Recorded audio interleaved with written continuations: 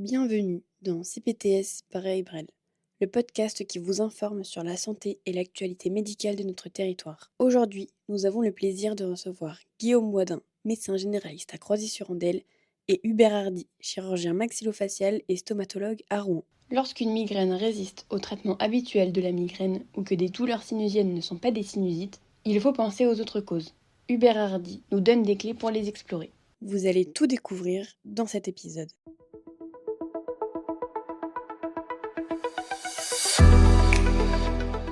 Bon, eh bien, bonjour Hubert, on Bonjour. recommence.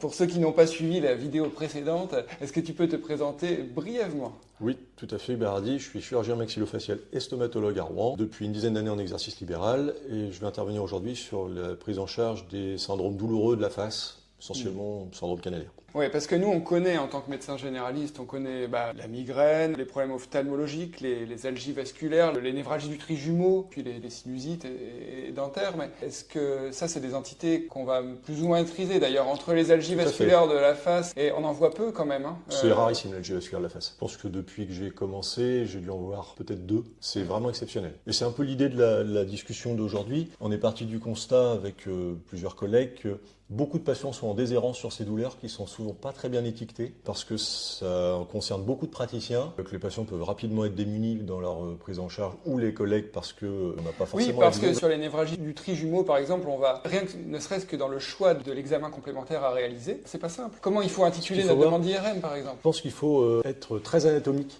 dans sa description. Parce qu'au final, ça reste très anatomique la plupart de ces pathologies. Par exemple, si on veut considérer la névralgie du trijumeau, c'est vraiment la systématisation des territoires du nerf trijumeau. Donc la branche supérieure, c'est la paupière supérieure, le dorsum nasal et la pointe, mais pas la joue ou la paupière inférieure. La branche intermédiaire, paupière inférieure, face latérale du nez, mais pas la pointe du nez par exemple.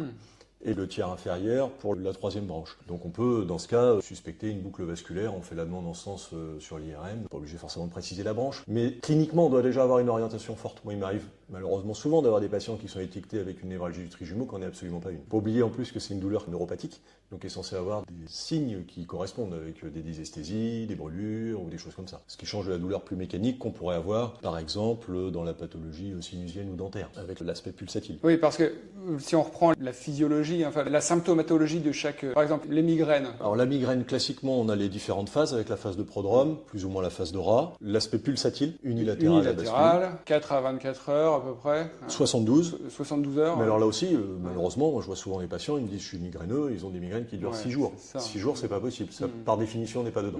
Donc bien se rattacher à ces, définitions. Après ça, on connaît phonophotophobie, l'activité physique, etc. qui peut déclencher.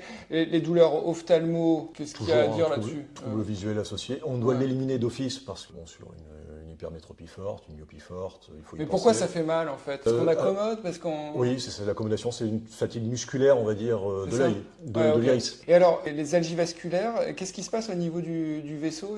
Alors, c'est assez mal connu au niveau physiopathologique, mais c'est vraiment un problème avec une vasodilatation. Donc, on a des signes vasculaires, c'est-à-dire on a une rougeur systématiquement, on peut avoir une sudation, on a un caractère pulsatile, un œdème, et c'est excessivement douloureux, généralement dans un territoire vasculaire. Et là, le diagnostic, il se fait clinique quasiment ? Clinique. Ouais, c'est clinique. Oui, c'est exclusivement clinique. Et c'est là où on donne de l'oxygène Oxygène, tout à fait. Oxygénothérapie, éventuellement des traitements type bêta-bloquant. C'est assez difficile à soulager l'algie vasculaire. Mais heureusement, rarissime, vraiment. Et donc, la névralgie du trijumeau, tu nous en as bien parlé avec les 3 branches. Tu nous as parlé d'une IRM qui fait le...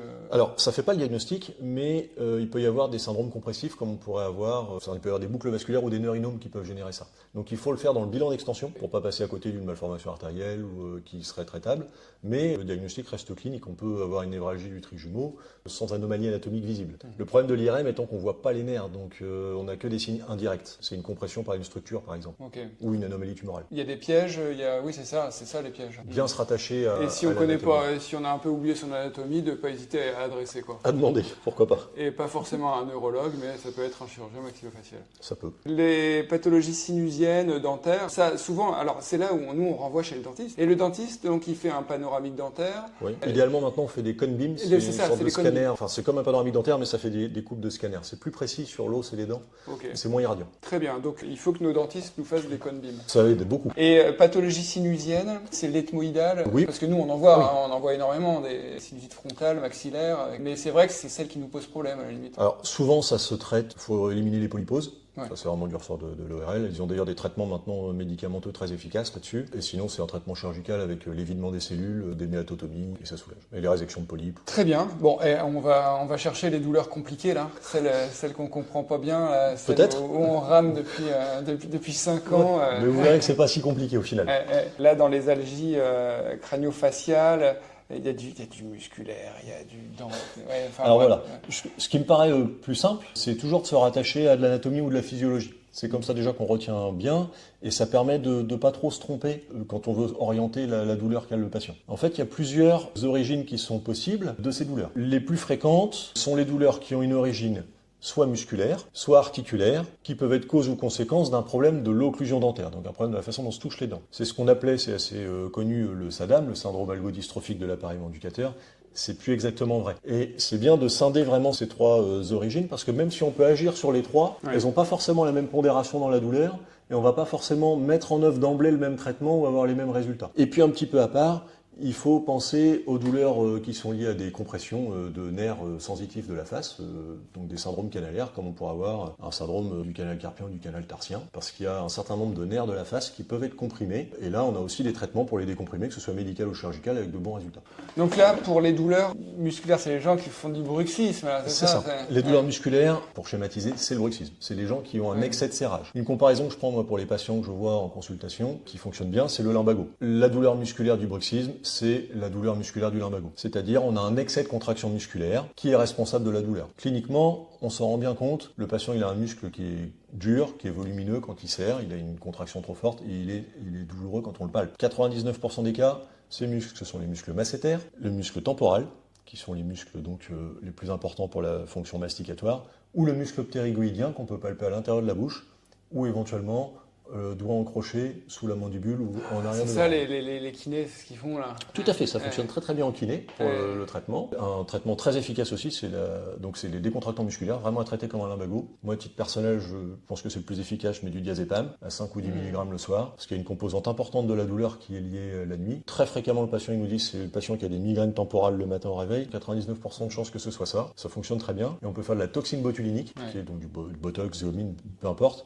C'est un décontractant musculaire puissant, ça a l'avantage d'agir uniquement au niveau du muscle, donc on n'a pas les effets secondaires du diazépam, et ça agit 3 à 6 mois. Donc ça laisse le temps de travailler en amont sur la cause, et les patients sont Donc très durée soulagés. d'action 3 à 6 mois là. Oui. D'accord, ok. Ouais, c'est intéressant. Ouais. Ouais, ça fonctionne très bien, Et on peut faire ça toute sa vie, quoi. éventuellement. J'ai des patients que j'injecte une ou deux fois, je ne les revois plus. Parce que j'ai une patiente que j'ai toujours connue avec ça, ça fait 15 ans que je la suis. Ouais. Parfois, ouais. Quand on c'est n'arrive ça. pas à traiter la cause... Alors une ancienne paralysie faciale. Alors, ouais. ok. C'est Et encore autre chose. Paralysie faciale, c'est un petit peu autre chose, mais c'est vrai que sur les douleurs, il faut quand même éliminer la cause de ce qui nous fait serrer les dents. C'est Ok. sûr que si on a une histoire personnelle ou professionnelle compliquée, que bon, c'est difficile. Donc ça, c'est les grands messages pour le musculaire. Tu voulais parler donc tu as abordé le traitement toxine botulique et puis la kiné et le diazépam, quoi. Hein. Tout à fait, ouais. Ok. Décontractant musculaire fort. Pour les douleurs osseuses, cartilagineuses, l'articulation temporomandibulaire. Tout à fait. Là, Alors qu'est-ce là- qu'on fait de ça, là? Si je reprends ma comparaison avec le lumbago, c'est plutôt l'hernie discale ou la pathologie rachidienne. Donc là, Parce c'est qu'on a vraiment des pas ménisques aussi là-dedans. Tout à fait, il y a un Ouais, disque, il y a- exactement, il y a un disque articulaire au sein de l'articulation, et on a, dans ce cas, plutôt, ça se voit d'ailleurs quand on a l'habitude, dès que le patient, on l'examine. Le signe principal, c'est la latérodéviation de la mandibule en ouverture. C'est-à-dire quand le patient ouvre la bouche, il n'ouvre pas la bouche de façon centrée, mais ça dévie d'un côté. Alors, ça peut dévier, se recentrer après, ça peut être parfois assez discret, ça peut être accompagné d'un craquement, le patient parfois décrit des craquements. Si on n'arrive pas à bien le visualiser, on peut poser les doigts sur les articulations temporomandibulaires, on le sent tout de suite à l'ouverture de bouche. Pas forcément pathologique d'avoir un craquement ou un décalage, mais si ça va avec les symptômes du patient, on a tout de suite le diagnostic. Et ça, en fait, c'est une désynchronisation à l'ouverture. Normalement, les deux condyles doivent faire tout d'abord un mouvement de rotation, puis de translation, qui doit être synchrone. Et s'il ne se fait pas de façon synchrone, en grande partie parce que le disque est luxé, il ne revient pas à sa position pour accompagner le mouvement, on a ce trouble et ça peut être très douloureux, puisqu'après on se retrouve surface articulaire sur surface articulaire, et ça fait mal. Alors le traitement là est plutôt avec, alors la kiné aussi peut aider, mais des gouttières de désengrainement qui sont des sortes d'orthèses mandibulaires qu'on pose, qui redonnent de la hauteur et qui permettent du coup de décomprimer l'articulation, éventuellement au disque de retrouver sa position. Ça permet aussi de remettre les muscles dans une position plus physiologique, ça diminue aussi les tensions musculaires. On peut aussi, s'il y a du serrage associé à la toxine... C'est perturbant aussi, les gens ils ont une gouttière toute la nuit là, avec un truc en plastique. Ou parfois aussi en journée, mais ça soulage beaucoup. Okay. Alors, il peut y avoir, dans des stades plus avancés ou dans certaines situations, on peut être amené à réparer chirurgicalement.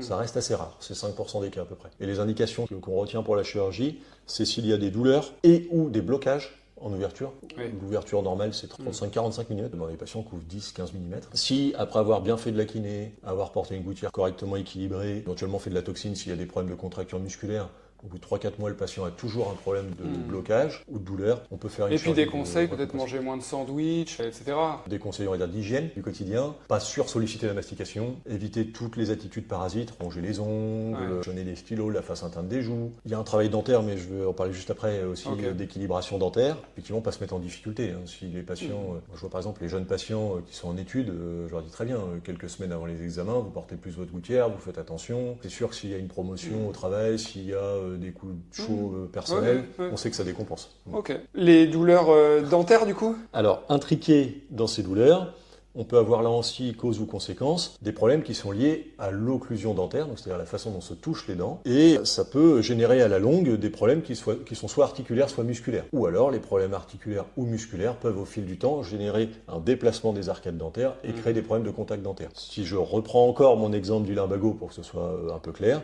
c'est comme si vous marchez dans une chaussure avec un talon, une chaussure sans talon, on comprend assez bien qu'à un moment on a un lumbago. Alors le traitement là est plus délicat, ça dépend du profil du patient, de son âge. Chez un patient jeune, motivé, avec une bonne hygiène, le mieux c'est de faire un traitement orthodontique, puisque c'est ce qui permet de rétablir. Et en gros, il faut les prendre enfant, ces problèmes-là. Il faut repérer les mauvaises occlusions dès l'enfance. C'est beaucoup mieux. Ça évite beaucoup de problèmes à l'âge adulte. Et là, c'est plutôt les dentistes qui vous envoient rapidement. Oui, ou à l'orthodontiste. Après le travail fait. Mais c'est vrai qu'il faut y penser chez des adolescents ou des adultes jeunes. Quand on voit, là aussi, il faut avoir un petit peu l'habitude de regarder la façon de se toucher des dents, avoir 2-3 critères, on pourra en parler plus tard si vous le souhaitez, de comment se touchent normalement les dents, et on voit assez bien quand il y a un problème, sans aller jusqu'à des solutions qui sont peut-être un petit peu, on va dire, invasives ou en tout cas engageantes pour le patient. La gouttière fonctionne très bien, puisque son nom en fait c'est la gouttière de désengrainement. Le but c'est justement de ne plus avoir l'engrainement dentaire, et on se retrouve avec une position de repos des articulations, qui n'est pas forcément la situation où les dents, qu'on appelle d'intercuspidation maximale, c'est-à-dire la situation où les dents s'engrainent le mieux, mais qui est celle où les articulations sont en repos. Donc on fait porter beaucoup la gouttière au patient, il faut être vigilant, s'assurer qu'il n'y ait pas de problème d'occlusion avec, ça peut arriver souvent ces problèmes-là après une couronne qui a été changée, après une dent qui a été enlevée, une prothèse mal ajustée, des choses comme ça. C'est plutôt le dentiste, mais enfin, il faut quand même y penser, parce que quand le patient il a mal, il ne va pas forcément voir son dentiste, puis ça peut arriver un peu à distance. Et c'est des ajustements parfois très simples qui peuvent régler beaucoup les choses. Et puis, on a donc les douleurs de compression nerveuse dont on a, les sortes de syndrome canalaire, là. Alors ça... Où est-ce que ça coince? C'est quoi qui coince? Il y a plusieurs entités, il y a des trigger zones vraiment très spécifiques au niveau de la face. Les 4 plus fréquentes de loin, par ordre d'importance, sont la compression du nerf grand occipital en arrière du crâne, ce qu'on appelle classiquement la névralgie d'Arnold. Et en fait, ce nerf, il chemine à travers 2 muscles, la nuque profond et le trapèze. Et il peut être comprimé à l'entrée ou à la sortie de chacun de ces muscles. Alors on peut faire de la toxine dans ces muscles pour le décomprimer. Ou quand les patients ont vraiment des douleurs importantes ou qui ne veulent pas faire trop de toxines, on peut faire une décompression, ça se fait. Des infiltrations? Ça fonctionne, mais ça se faisait ça, hein, ça peut aider, mais on est vraiment sur un problème d'écrasement du nerf par le muscle. Donc toxine est plus efficace parce qu'elle va décontracter. Et on a parfois des gaines musculaires ou fibres musculaires qui écrasent, qui compriment. Et là en fait le traitement il est extrêmement simple. On peut se faire sous anesthésie locale, on fait une petite incision, donc là je parle en arrière du crâne. On visualise le nerf qui est sous-cutané, on le discise en profondeur et en fait on ouvre le fascia et très souvent on le voit, il est complètement comprimé, il libère et il n'y a plus de compression, ça soulage. Exactement comme un canal carpien. Une autre zone de compression très fréquente, les patients le décrivent assez bien, c'est supraorbitaire ou supratrochléaire. Ce sont 2 petits nerfs qui sortent de l'orbite pour aller énerver le front. Et ça, typiquement, c'est le patient qui dit « j'ai mal au-dessus de l'œil, souvent en fin de journée, après des efforts de concentration ». C'est les fameuses sinusites qui n'ont jamais rien au scanner, en fait. Souvent, très souvent, malheureusement. Je refais une sinusite, il me faut les antibiotiques. C'est pas ça. Et c'est pas ça. Tout comme on a l'otite, d'ailleurs, pour la douleur articulaire. D'accord. Et là, en fait, Si vous regardez ou vous vous souvenez un petit peu de l'anatomie, la première branche du nerf trijumeau, elle sort de l'orbite, elle chemine dans un petit foramen qu'on peut palper, qui est à peu près 2 cm en externe de la ligne médiane, et elle chemine avec un vaisseau sous un ligament. Ce ligament peut être plus ou moins ossifié et comprimé plus ou moins. Le vaisseau, s'il est dans une gaine inextensible qui se dilate parce qu'on a fait un effort de concentration, parce qu'on a fait un effort physique quelconque, il vient comprimer le nerf qui est le seul élément compressible là-dedans, ça génère les douleurs. Là aussi, on peut décomprimer facilement. Le dernier point, très fréquent aussi, c'est la migraine céphalée temporale. Ouais, parce que c'est pas une migraine. Pas exactement la migraine, en tout cas pas au sens où les neurologues entendent la migraine. Ça. Et c'est pour ça que le traitement médicamenteux est peut-être pas le plus pertinent à mon avis pour ça, enfin en tout cas sur le long terme. Et là, c'est parce qu'en fait, c'est le nerf auriculo-temporal, qui est une branche du nerf zygomatique, qui chemine devant l'oreille et qui ensuite se dirige vers la zone frontale, la tempe, et il est surcroisé, ce nerf, par l'artère temporale superficielle. Et là, c'est généralement très simple. On pose son doigt à l'endroit où il y a le pouls, le patient vous dit c'est là où j'ai mal. Et là, vous êtes certain, c'est la compression. C'est une des raisons pour lesquelles ça marche plutôt pas mal les bêta-bloquants sur ces douleurs-là. D'accord. Mais c'est pas parce que c'est un traitement de la migraine, c'est parce que c'est un vaisseau qui comprime le nerf. Et pour le coup, les triptans marchent pas. Pas très bien. Bah ouais. Ok. Bon.